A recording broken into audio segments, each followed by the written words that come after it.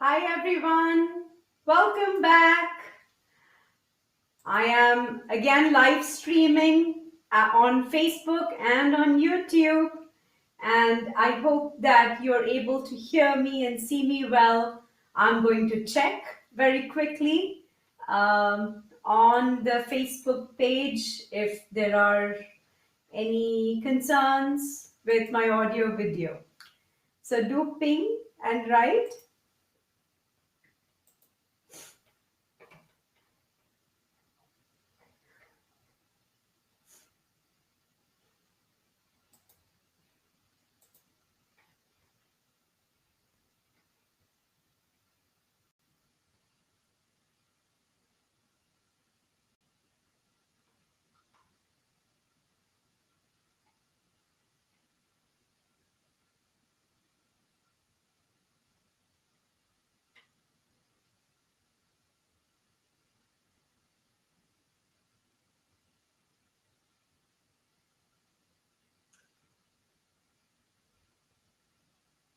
Okay, so I am going to talk today about Ayurvedic phases of healing, and we will then open the floor up for discussion for Ayurvedic meal planning and also for any other ideas for pantry practices to make the whole um process of Ayurvedic nutrition more implementable.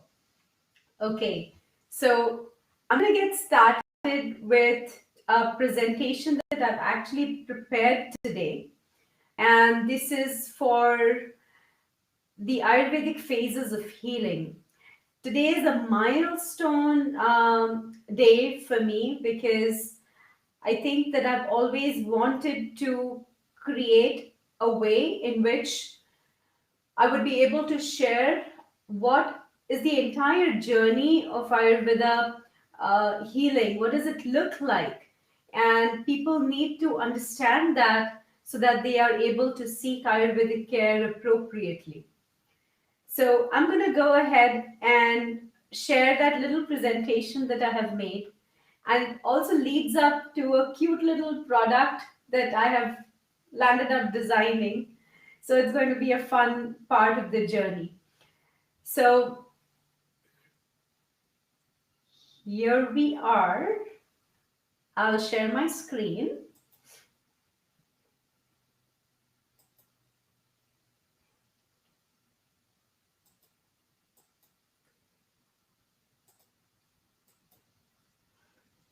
So I hope you can see it.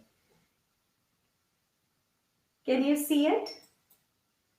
Do ping and let me know that you're able to see it as well.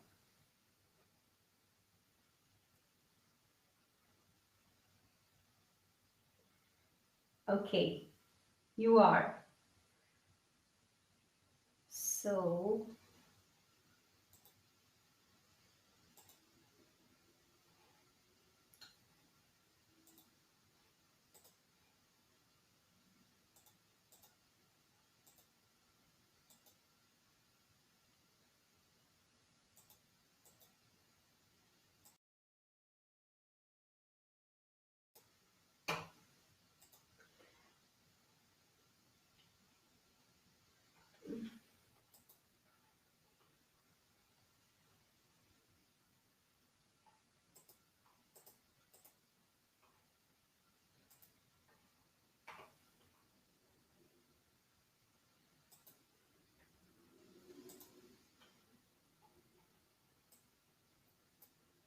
okay, for some reason this is okay, we're gonna go slide by slide. Clearly you can see my next slides.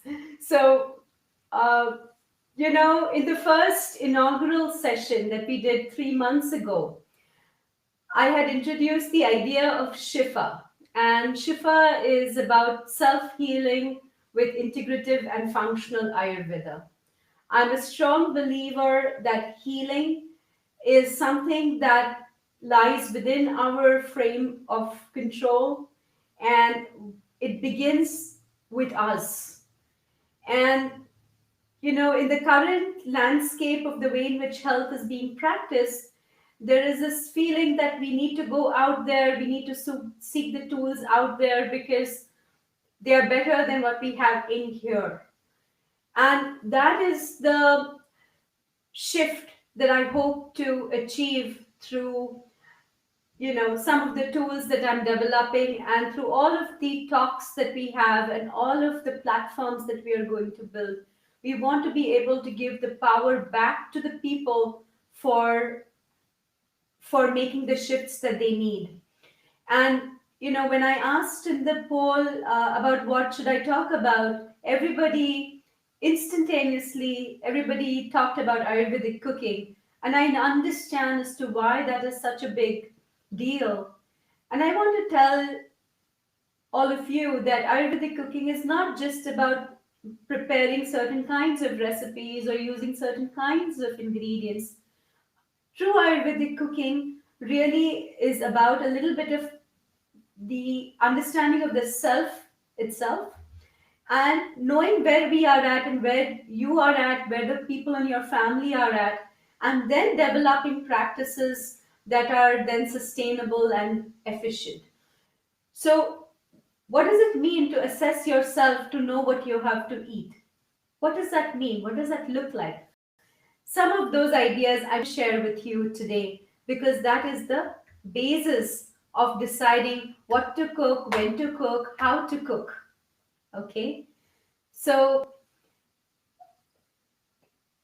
the idea and the goal of S.H.I.F.A is to go towards health, which is dynamic, which is in action. It is not an escapist way where you close your eyes and you go away somewhere, but it is dynamic where you are doing your daily actions, you're doing your daily duties and your responsibilities, and you're having fun, and you're still in sync with what is Ayurveda, and your choices allow you to remain stable for a long period of time. Okay, so with that goal in mind, what we nourish, how we nourish ourselves makes a big difference.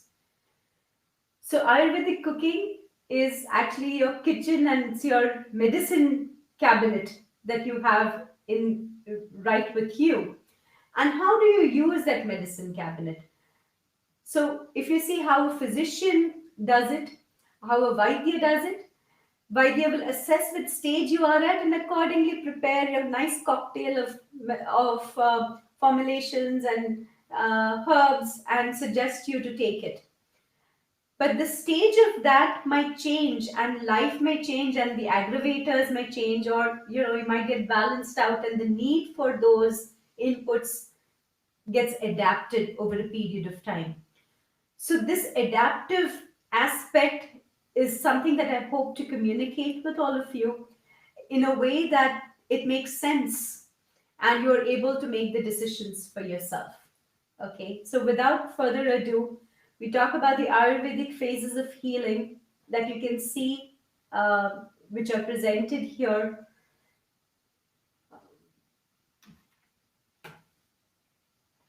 Do that. So the phase one priority.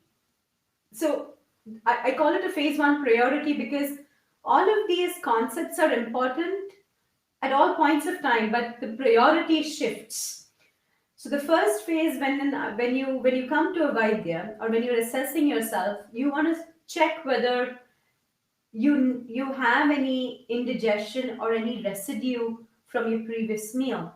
And if you do have ama, and that residue is called as ama, if you do have that, then there are strategies that you can implement to resolve that first, because that is the first goal that we all have, is to take care of ama. And if you have ama, then no amount of healthy nutrition that you're putting from outside is going to actually get assimilated and provide energy and provide all the goodness that it is supposed to, just because you are not able to transform it in the way in which it is intended. Okay, so do you need any ama resolution? That is the first question that you would ask. And that's the first question that I ask as a Vaidya when I do the assessment. So once that is resolved, the next sub phase of that is kindling, where you kindle the hunger and you kindle the appetite to come back. And this is fundamentally different from modern nutrition practices, which really try to aim at reducing the calories and inducing satiety so that you don't really need to eat. Ayurvedic understanding goes slightly different, where it says that, hey, I want to be able to digest everything that I am eating. I want to be hungry and I want to be able to put in healthy foods inside so that my body is built well. Okay, so kindling of the Agni is the second step in the process. The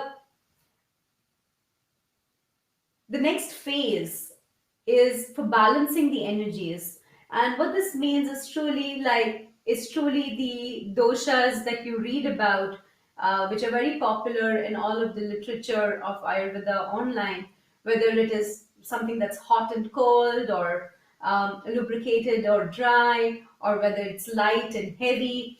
All of these all of these gunas, all of these qualities are the ones that are important to consider. So this is all about the vata, pitta, and kapha. And if they are imbalanced, those energies are imbalanced, they need to be rebalanced by foods, by herbs, and by lifestyle practices.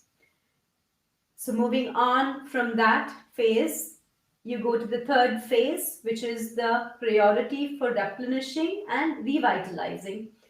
And in this phase, once the ama is out of the system, the agni is kindled, and the disturbed energies are settled, at that point of time,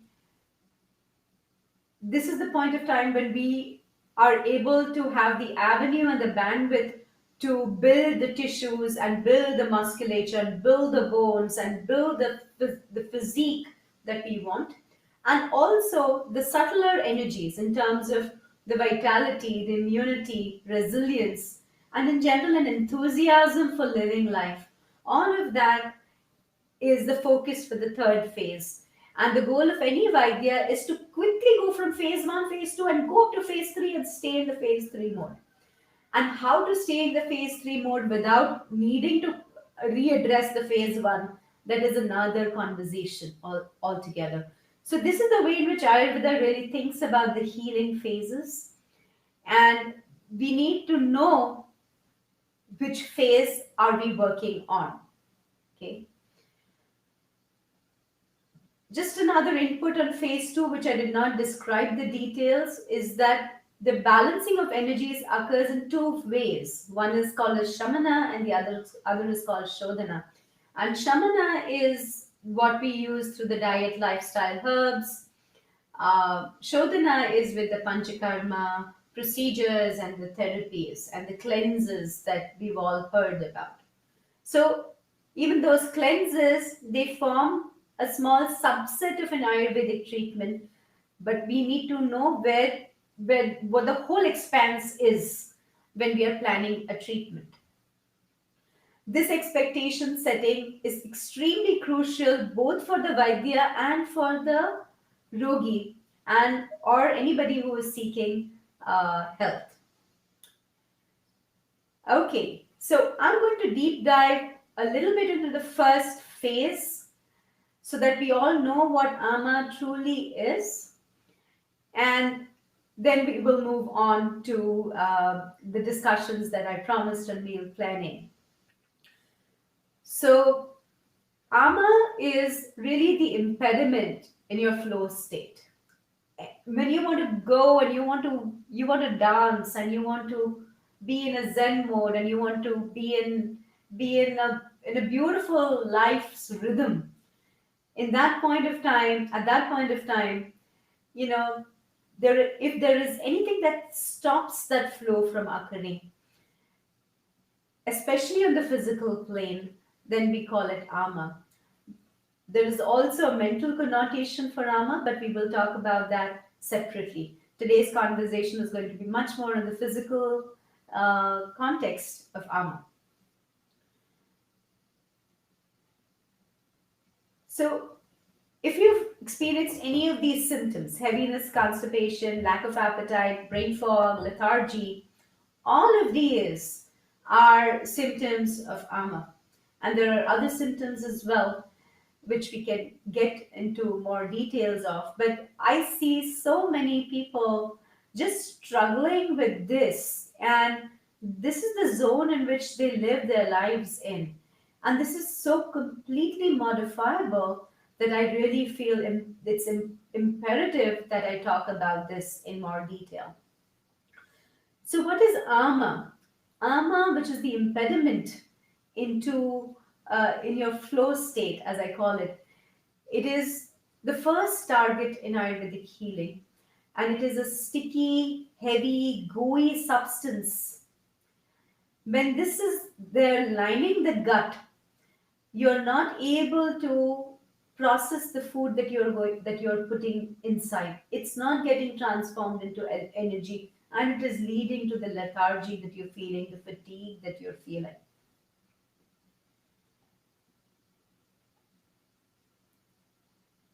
So, a little more detail about ama is also to understand how does it form. And I love giving this example of the bomb calorie meter to iron out any further questions that you might have about what is this substance and why haven't we characterized it as yet, and what is it technically, and can you look at it under the microscope, right? So lot of questions exist about what is this ama. And some simple way to understand it is the use of a device called as a bomb calorie meter, which is actually used to know what is the energy content of different foods. So if you want to know how much energy will you get from a slice of bread, you dunk it inside this bomb calorie meter and it will burn it, and it will measure the amount of heat that is produced. And the amount of heat that's produced by burning it completely is equivalent to the energy content of the slice of bread. There are some technical corrections that they do because they know that the body does not burn it in the same way as the bomb calorie meter. But by and large, that's how they get the number. However, if different people are consuming the same slice of bread, all of them have variance in the way in which they are processing that slice of bread. And therefore, the amount of energy that's released in that is different for different bodies. So, how do we know that we are doing it, whether we are able to transform it well or not? So for that, we need to get oriented towards knowing, is there any ama in my system? Is my is ama getting generated in my body? And that assessment and that awareness is one of the fundamental awareness that we have, because this residue that is formed by the lack of transformation is really the root of a lot of diseases. So, what are the diseases that it causes? So, in general, fundamentally, from a physiological perspective, there is an impact on the process of transformation and flow. So, when things are moving downstream in your gut, it will obstruct that. They can, and if this persists for a long period of time, it leads to gut diseases. There's bloating, constipation, acidity, erosions, ulcers in the GI. They can be leaky gut, they can be GERD, and if it stays a little longer, which it does in many cases, it leads to systemic diseases where you're prone to infections, skin and joint issues, lipid metabolic abnormalities, mental health impact, autoimmune conditions, inflammatory and degenerative issues. So, lot and people come and they seek help only when they go down to the second and the third stage. But when they actually then come to an Ayurveda doctor and they go to a consult, we are only able to address some part of it if they are not committed to the whole journey, because ama gets produced at one point of time, but then it leads to more and more physical impact and more imbalance, and it affects the ecosystem and the architecture of the cells and the tissues, and they start making noise, and there are further and further imbalances. So the correction begins always from the start. The best news about AMA is that it is completely modifiable and reversible. And I literally mean completely modifiable and reversible. So, if this is one simple thing that we can do to prevent so many of these future issues, why would we not put focus on it? Why would we not prepare our meals in a way that it makes complete sense to do that? So, how do we begin to resolve AMA? So, I have finally been able to to create an AMA calculator. Okay, and it will give you about 80% of 80% of my assessment. Uh, you will have it without actually me needing to assess you or any Vaidya needing to assess you. So that AMA calculator is designed and it's available on my platform. And it is something that, if you have a score that's higher or indicative that you have AMA, then you definitely have AMA. So there are no false positives on it. There can be false negatives in the sense that you could be having AMA and it is not getting detected on the calculator. But if you have a s- but if it does detect, that means you definitely have it. Okay, so that's the AMA calculator that I've designed, and I'm super excited and proud for it. It's a plan to provide more and more measures of healing the way in which I'm thinking in my practice, to provide them back to you. Okay, so this is the first one. uh, then you Okay, once you measure your intensity on that, you can understand how to respond appropriately, because when AMA level is 1 to 3, my advice is different to people. When it's 3 to 5 or 3 to 6, it's different. And when 6 to 8, it's different. And 8 to 10, it's different. I'm in a completely different gear when I'm making those assessments. And I'm trying to put together a program. I've almost finished putting it together, where you will be able to seek those module advice depending on where you are at, and you have things that you can do by yourself at home without having to do a consult. So that's the response. And then we talk about healing and prevention.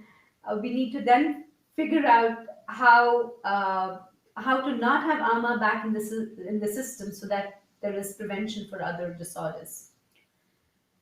So yes, I'm introducing an AMA calculator for unlimited usage. You just get it once, and then you can assess it, track it, and you can respond accordingly. And you can get it on my platform, and you can get ready to be revitalized. Okay. The AMA resolution strategies program is different, and for that, I will create modules for these different stages, like I suggested. And in that, I will talk about specifics about how much to eat for different stage, how much to fast, when to eat, what to avoid, what spices, etc. Okay, so with that, I'm going to come back from the monologue into the dialogue, and tell me what you think and what questions you have.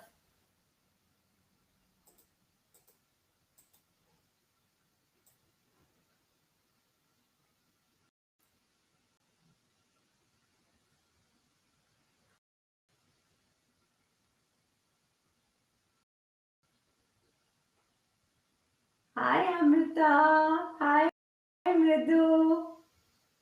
You have any questions?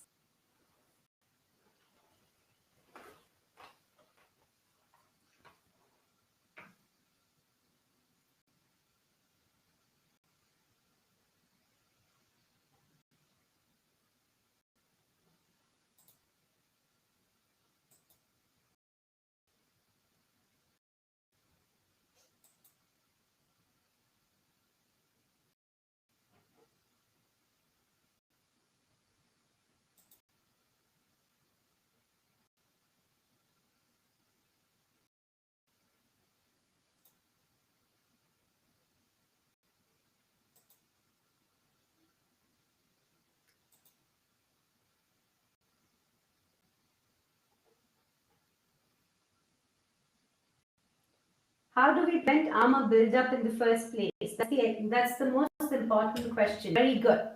Okay.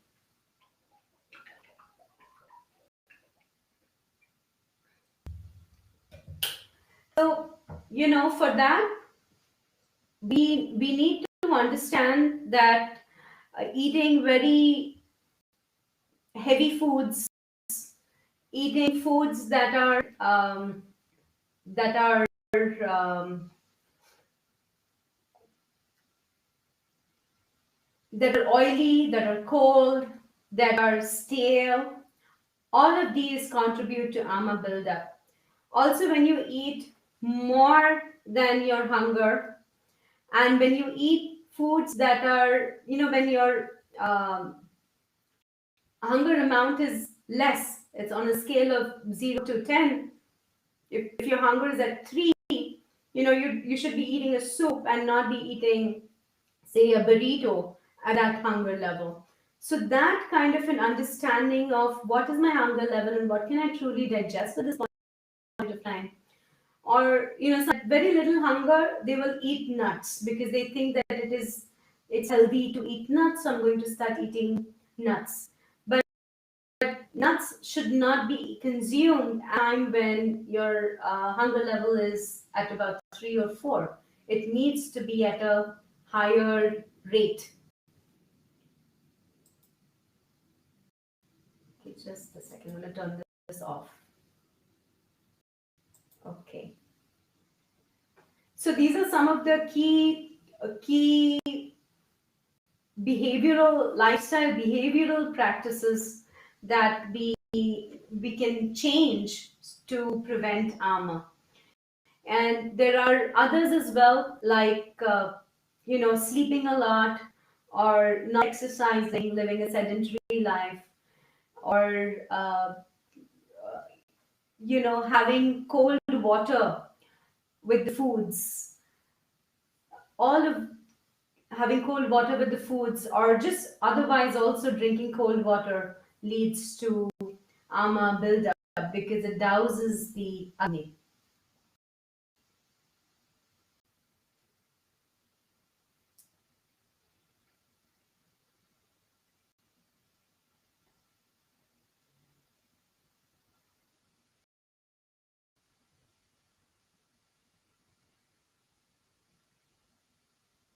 Okay, so with that, let's move on to the other part of the topic. Do we want to talk about? Do we want to talk about Ayurvedic meal planning or pantry practices? It's supposed to be a dialogue, okay? So I don't come with things prepared. So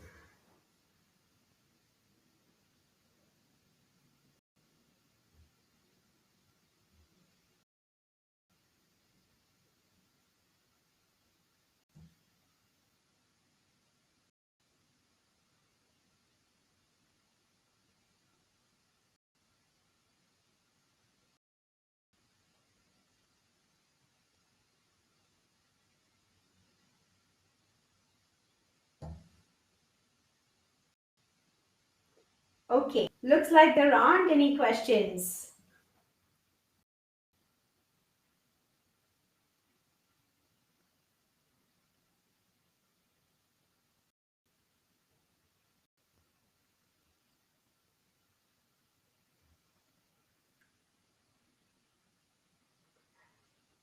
Okay, so you do want to know about that. So what are the challenges that you have with that?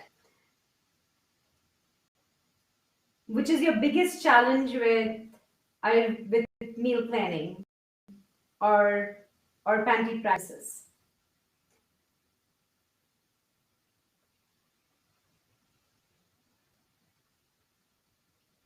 Yeah, Dr. Amrita, you would like to. I would love to learn from you too about the how do you manage to do the Ayurvedic meal planning, and you're so great at helping people, uh, adopt Ayurvedic practices. So thank you for joining this session, and I really appreciate seeing you here. And I would love to learn from you also one day. But well, that I talk meal planning as one of the biggest challenges, because on a day-to-day basis, what I'm noticing with people, and when they're especially working people and working parents with kids, that it is extremely hard for them to put together meals that are just, basically healthy or freshly prepared. I see a lot of people, uh, repeating the same kinds of foods, and also use things from their, um, use a lot of fruits, and they are eating meals that are 3 or 4 days old. So all of these are, some of the key aspects. If we do not resolve these, then I feel that all the other details of how to live with the Ayurvedic nuances, those become the point becomes moot. So creating efficiencies in our systems is the first step in being able to uh, then adopt more and more finer tools of health. So, one of the ways in which I do my meal planning and meal prep, I don't really completely meal plan, but I definitely do a lot of meal preps. Uh, I'm a vegetarian, and it's important for me to cook the proteins that I eat well, and they typically need some pre-planning. So thanks to the protein prep, it becomes it becomes imperative that I start, thinking about the food that I'm going to eat next. So for most of my clients, I suggest that, you need to have your next meal ready, and the next to next meal needs to be planned. So next meal ready and next to next meal planned. At least that much. And for me personally, what I do is that there are 2 times in the week that I do my protein prep.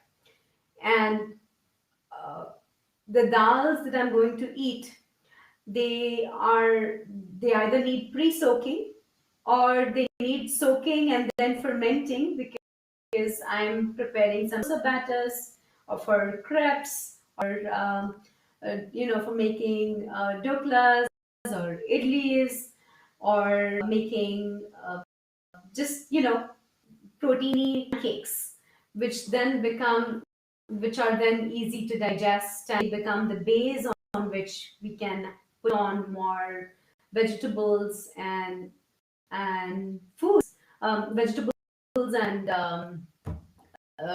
some chutneys that we can prepare alongside with it. So that becomes like a that becomes then the whole meal, because I have my proteins and I've thought about my vegetables, and carbohydrates then become secondary, and carbohydrates are generally very easy to cook, and they're all around us. They're very easy to eat, so they don't need much planning, but the proteins do. And for the vegetables, pre-cutting the vegetables, so get them ready to go for sautéing is also another important step, because otherwise I always, in the morning, if there is a struggle and I don't have much time, then I'm doing some very quick fixes to and we are not making the most healthy choices in that sense. So both of these things, when I have pre-prepped them, it allows me to execute that much faster. So is there any idea that you have that you would like to share, Dr. Ramita, as to how you are doing it? Because I'm sure everybody has hacks. But I really thought that we should talk about this, because this is a struggle, and I would love to, and we can learn from each other like that. So that's one aspect for meal planning. And the other thing is when we get into a mode where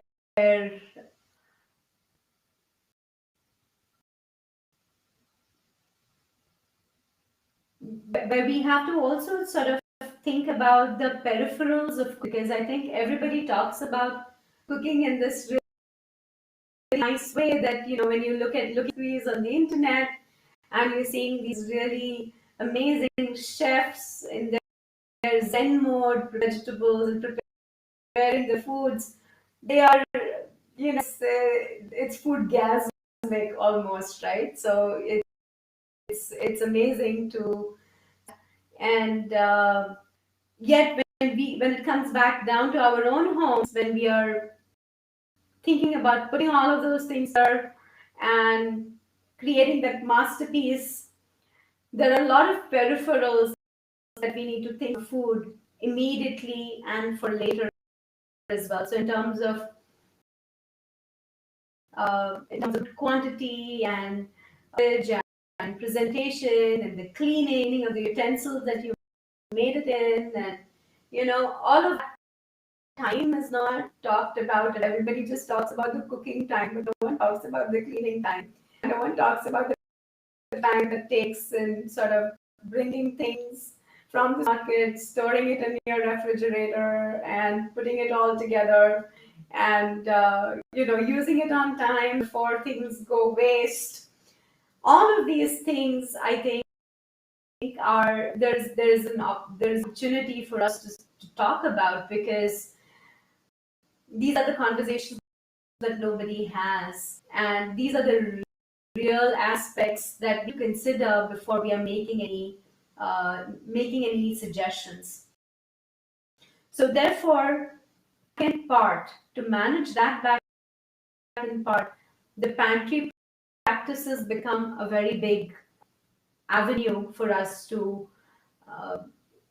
to sort of focus on, and uh, curate, keep clean and keep lean, and the staples that are truly needed. And how are you storing your staples? What are the foods that you're having more of? So whether it's wheat and the rice that you're having more of, or are you going to be having more of the dals, or the more complex carbohydrates, or do you have some multigrain sources in? So whatever you are going to use more, you want to keep more in the pantry, and actually rethink, go back to your pantry and read all the things that you have there, and try to shift the sizes of the containers depending on what you want to emphasize more on, because that's what will allow us to create efficiency and choose the foods and choose the ingredients that we want to have more of. Okay, so that's another part of the pantry practices, which I think it really helps me to when I see my pantry with that eye, it really helps me sort of focus on the good and keep everything else lean and keep everything else efficient. Okay, because one of the other important aspects for health in Ayurveda is that we have a variety of foods as well, but we can't buy large quantities, right? And we don't know how to cook it, or we don't know how to use it, or people, after we cook it, people may like it, people may not like it, and then it keeps sitting in the pantry, right? So all of those aspects we need to think about. Ensure that you have variety, but the sizing of it should shift according to what needs to be staple. And Ayurveda says that that's mung beans, are the best pathya. So there has to be a very big space for mung beans in your pantry. Okay, so that's that. I Are there any other ideas coming from you guys? There were more people who were supposed to join, and they all told me, and they're not here. So,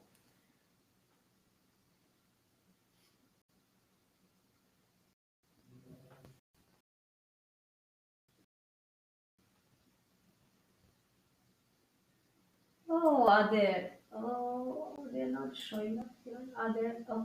Okay. Oh, yes. Oh, everyone's on YouTube right now. Ah, okay. Yes, yes. I see it. Uh, Tracy says meal planning is tough for me for any reasons, mainly because I struggle with finding the time. That's important. But Tracy, the thing is that just once we need to uh, we need to uh, go ahead and plan a little bit ahead, and you'll be amazed at how much time will then get freed up. So initially, it's more work to get out of it, but once you do, then it becomes much easier.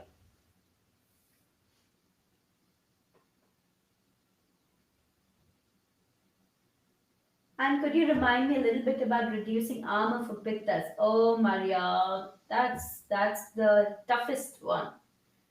Well, there's a whole session on that that I can take, but it's complex because I don't know what kind of pitta you really struggle with. But in terms of principles, for uh, we always think that Ama and Agni are at odds because Ama is cold and it's heavy and sticky, and Pitta is the hot one, and you want to put in the hot one. But if this Ama itself has Pitta in it, if you put heat, then there's a problem, right? So that's the way in which that's where the puzzle that's a puzzle statement. And the other part is to sort of tease about the puzzle. It's like this, that Ama, to digest it, what you really need is slow roasting. Okay? You don't need high heat, you need slow roasting. So you need a little warmth. Hear me out well. You need a little warmth, and you need something to absorb absorb it and dry it out. Okay? So for that, the best agent that does the Amapachana but does not increase Pitta, which would be the best rasa? Because you are an Ayurveda student, I can ask you that. Which would be the best rasa for that?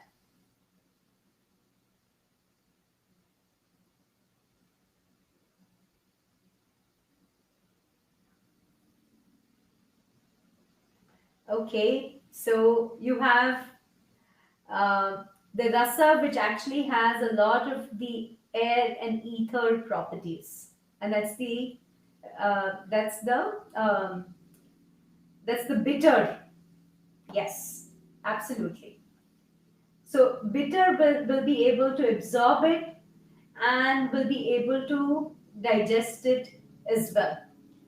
And it just needs a little bit of heat, but the bitter is what will do the digesting, and that's why most medicines are bitter, because we try to avoid the bitter, and bitter is the taste that is needed to do the amapachana.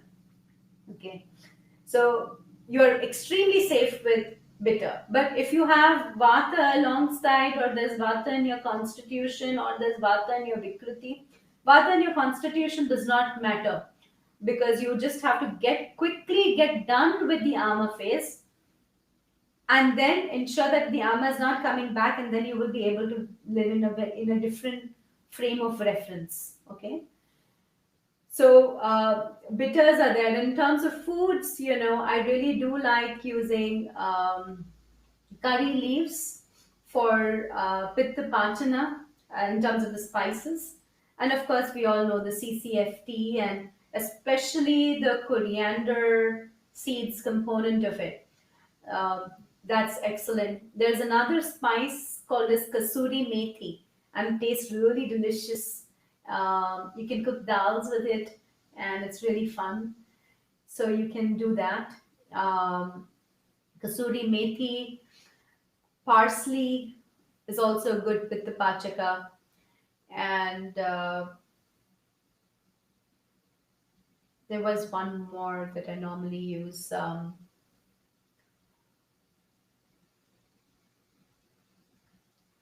It will come to me. But of course, you can also use some amount of dry ginger, which is balanced off with some other spices. Dry ginger balanced with coriander seeds also will be a good combination for pitta pacham. So you can make your CCFT instead of in the CCFT you can add a little bit of dry ginger to it, and that will balance it out. Kasuri methi is just dried methi. Actually, it's a very peculiar variant of methi, Sarita ji.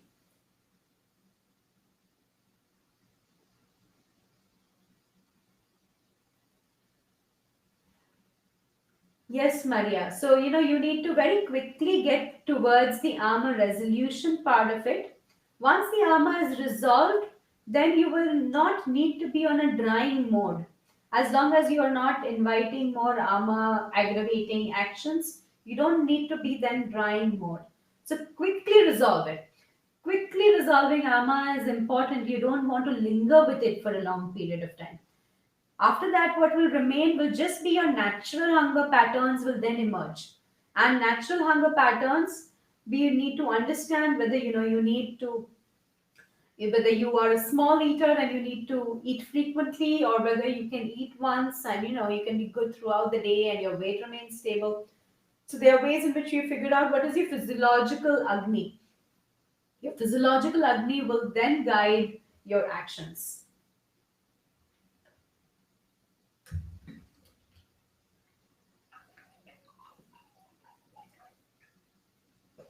The other thing that I use, especially in my AMA management protocols that I was making for everyone, in the drinks, the water that you're drinking, the spiced waters, they are a great way to do the amapachana without drying you out also, because there is some amount of moisture that's going in alongside. You're right.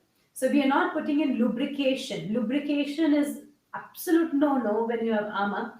So you want to in fact try to completely avoid the oils and the ghee and all, especially in the later stages of ama. But other than that, you do want to have the moisture going in so that you're not dried out. And once you feel that nice lightness in your body and you're energetic, you just learn about how do you ride this horse, right? And you ride it, and you put the right staples in. That so say that, hey, this time I'm going to eat this, and this is going to be good, and then you move on with your life, right? Make that as an automated part of your nourishing process, and you know what times you're eating. You have some sort of an idea. At least for 70% of the time, you have an idea of what foods are going to go in. Then you're golden, and you have all the means that to keep assessing if there is any ama buildup. You quickly do the correction, and you don't go down a road back again. And it's very possible for us to do that on a regular basis. Okay.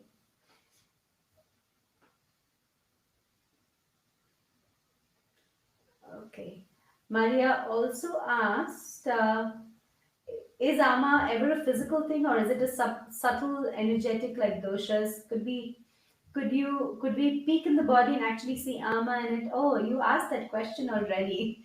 Okay, and if so, what are the words we use in Western science for it?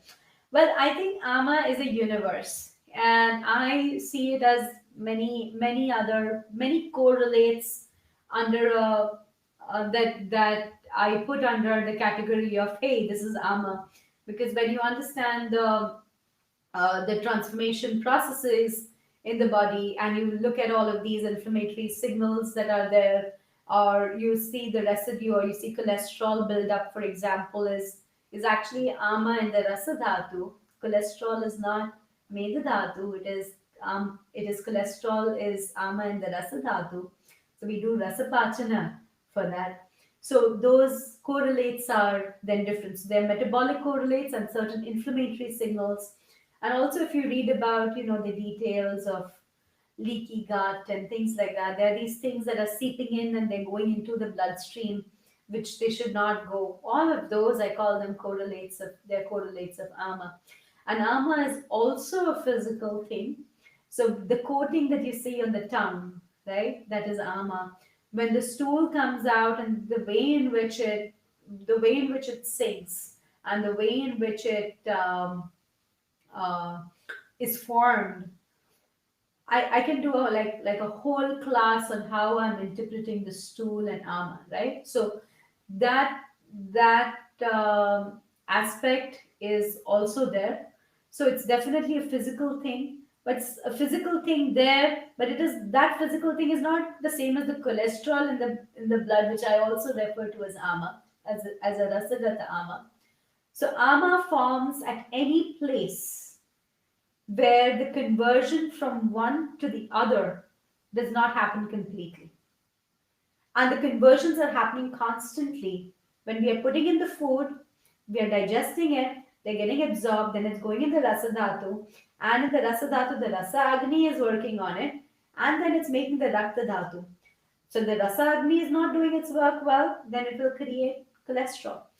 Similarly, when it goes downstream, when the Rakta Dhatu is getting converted into Mamsa Dhatu, there can be residual processes showing that hey, that the Rakta Dhatu itself has ama, and that ama is different from the ama that you find in the stool. Does that make sense?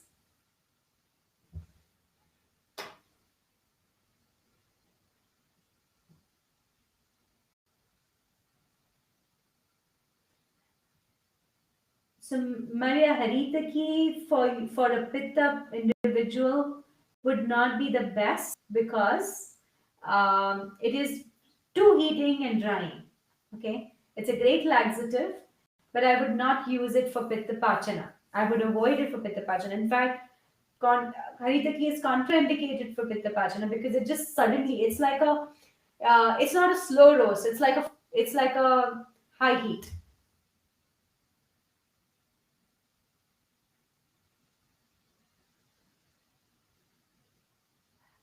Yeah, but if you already have pitta in the system, then it's not the best. And haritaki for vata is okay for the heat, but haritaki itself is drying. So we need to understand that. And I do use haritaki for vata, especially when there are gut issues and all of that. So you can use haritaki for vata when there is constipation associated along with vata. So that time it is safe. But if at all it is pure vata, where there is no stagnation, there is no ama, and you're using it in that vata, then it will rev up that vata. It will aggravate that vata. Because vata is of two types, and it's called vata is one is plain vata, which is plain vata, which is unobstructed, free flowing, excessive. Like, think of it like a diarrhea, like, you're just having repeated fast movements, right? And the obstructed vata will be like the vata is moving in one direction, but there is a flow and it backflows. Or there are downstream consequences and there are upstream consequences. Oh, you have no pitta. Okay. All right. So I don't know. You said pitta pachana there. So I was like, oh, okay. Then Haritaki is okay for you. But I would, after seeing you yesterday, I would say that you want to make it a little snigdha. Okay. So try to put in some sort of an oil that is right for you. If you have constipation, you can have it a little bit with some castor oil, roast it in some castor oil, or have it with some gritam. Okay. But for clients, okay. So that's good. Any other ideas? Any other ideas for pantry practices that will help everybody else or meal planning?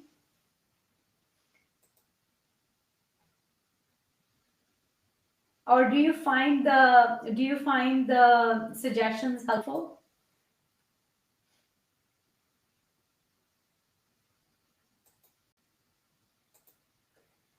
I, I like that everyone has shifted on to YouTube, it seems. Is YouTube Live better than FB Live?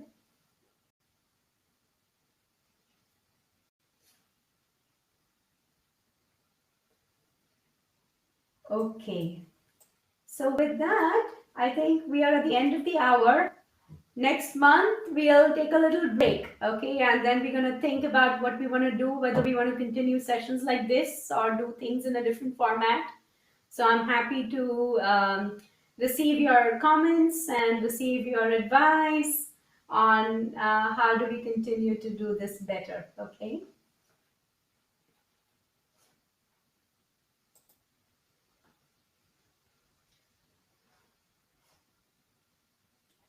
Tracy says, I make a quick rice and lentil lunch most days, and it would be easier to have the spices premix before cooking. That's a good idea. So spice premix is that you do gravies?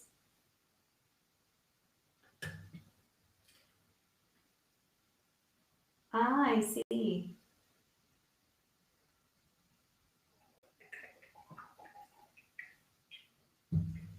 Thank you, Maria.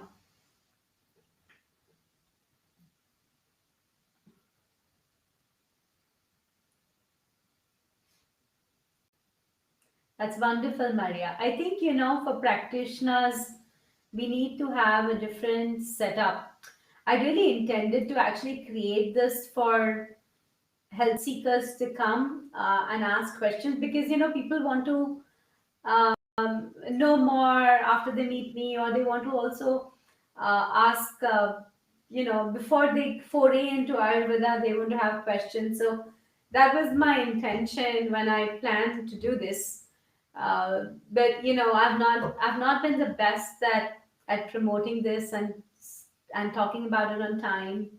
And I don't know whether it's useful to, but it would be nice to have um, you know, people coming into the fold of Ayurveda with this. And so yes, there's the things that we need to think about, how do we continue this format, and maybe I do need to seek some support and help in talking about the event a little bit in time and promoting it well, and we'll see what we'll do. You do chutneys, Tracy. Yeah, they're the best, aren't they? Because if you do chutneys, then it allows you to balance out the format, balance out uh, the doshas very well. And I use chutneys as a side thing to balance out some individuals' dosha in the family, right? So if my husband is having some vata issues or some pitta issues, then if they're having pitta issues, then it would be cilantro mint chutneys that are put on the side. Or there's some more kapha in the family. It's during the kapha transition, then there would be some of the garlic, haldi kind of chutneys which are there. So, and this pitta, then there would be curry leaf podis that could be used more. So I use that like that. But I really think, Tracy, that pre-planning the lentils and creating a little bit of diversity really makes a big difference. And having an idea as to, say Monday, Wednesday, Friday, you're going to make mung beans because they're supposed to be had more often than the others. Then you can do that, and then make the heavier beans. Put them on the pressure cooker at night. Every night you put them in the pressure cooker if you want to make it fresh or prepare it for 2 or 3 days. For 2 days, then that's also another way to create a little bit of diversity in the proteins that we are having.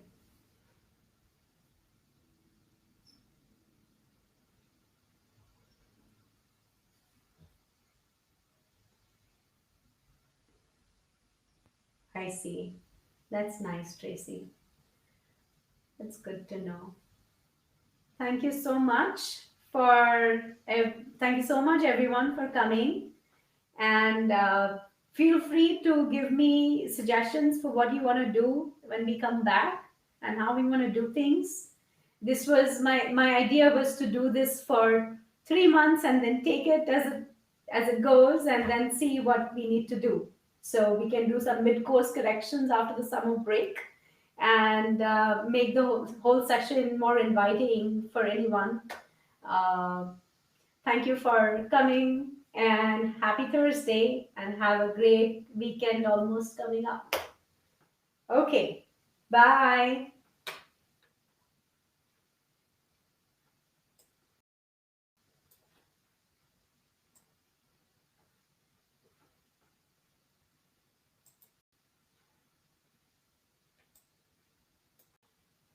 Thank you, Sarita ji.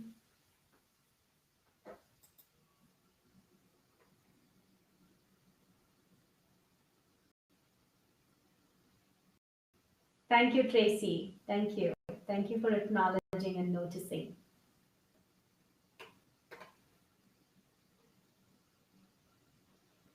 Thank you, Maria.